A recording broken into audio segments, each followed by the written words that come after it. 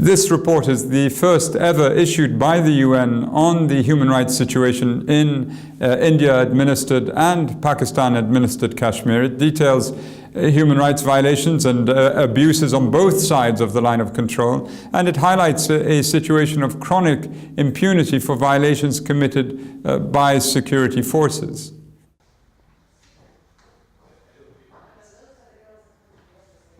The political dimensions of the dispute between India and Pakistan have long been center stage, but this is not a conflict frozen in time. It is a conflict that has robbed millions of their basic human rights and continues to this day to inflict untold suffering.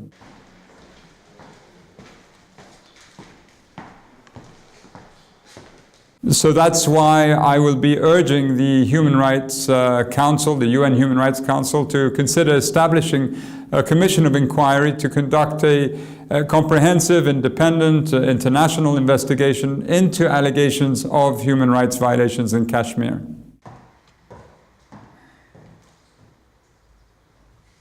Given all that we have learned and the current serious tensions, including those stemming from a series of recent incidents in Srinagar, I urge the Indian security forces to exercise maximum restraint and strictly abide by international standards governing the use of force when dealing with future protests, including ones that could well occur this coming weekend.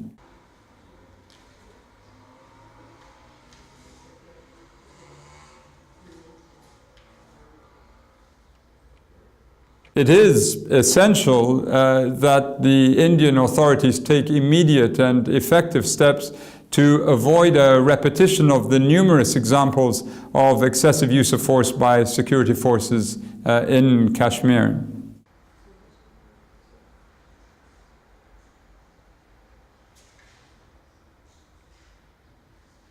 One of the most dangerous weapons being used against protesters in Kashmir is the pellet-firing shotgun.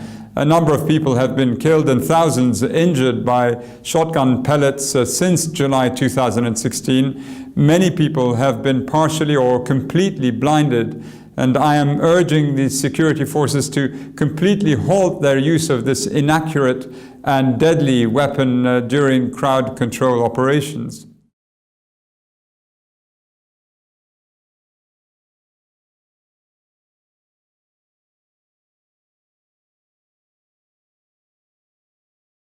One particular Indian law gives security forces virtual immunity against prosecution for any human rights violation.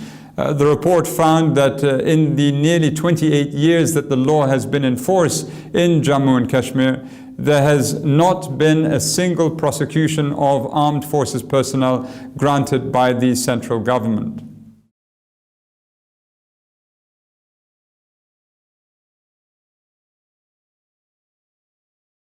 There is almost total impunity for enforced or involuntary disappearances, with little movement towards credibly investigating complaints, including into alleged sites of mass graves.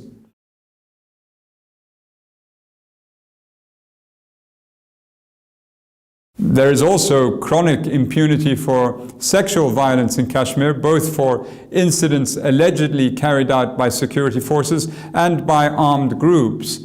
The report points to evidence that the armed groups that have operated in Jammu and Kashmir since the late 1980s have, in addition to sexual violence, committed a wide range of human rights abuses, including kidnappings and killings of civilians. And despite the government of Pakistan's denial of any support for these groups, the report notes that a number of experts have concluded that Pakistan's military continues to support these groups' operations across the line of control.